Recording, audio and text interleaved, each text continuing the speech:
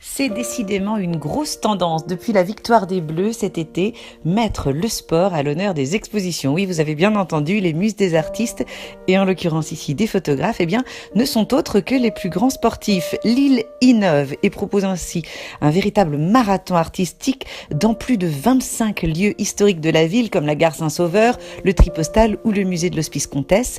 La ville devient un grand terrain de sport. Pendant 2 mois, le public aura l'occasion de croiser Zidane, Nadal, Mohamed Ali ou d'illustres participants du Paris-Roubaix. Une exposition qui continue sa course d'ailleurs dans les rues, faisant de ce festival sport photo une exposition d'une ampleur rarement égalée, accessible à tous en plus puisqu'elle est totalement gratuite. Alors championnat du monde ou Jeux olympiques, victoire ou défaite, entraînement et après-match, champion planétaire ou sportif amateur, toutes les facettes du sport sont ici soulignées au travers de clichés d'une rare beauté. Pas forcément facile d'ailleurs, reconnaissons-le, de faire de l'effort et de la performance physique ou sportive des œuvres d'art à portée esthétique, et pourtant c'est remarquablement bien fait ici. 3 disciplines occupent une place de choix et montent sur le podium du festival: la boxe, le football et le cyclisme. Côté scénographie, eh bien on est plutôt gâté. Le Tripostale sort le grand jeu et nous accueille sur un terrain d'expo façon pelouse pour présenter des clichés mythiques du sport le plus pratiqué en France, et oui évidemment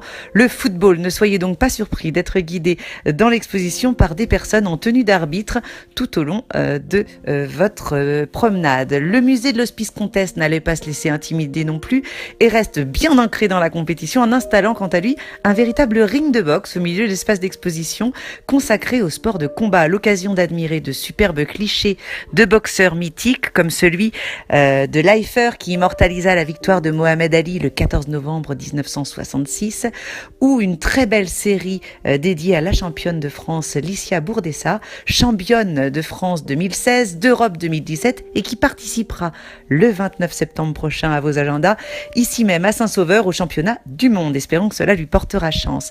Et puis la gare Saint-Sauveur fera la part belle quant à elle aux Jeux Olympiques, avec notamment des images exceptionnelles des JO Paris 1924 et au cyclisme en revenant sur les courses mythiques de la région et le Tour de France aussi, bien sûr. De quoi vous donner, si ce n'est l'envie, de vous remettre au sport en cette belle rentrée, peut-être celle de vous mettre à la photographie.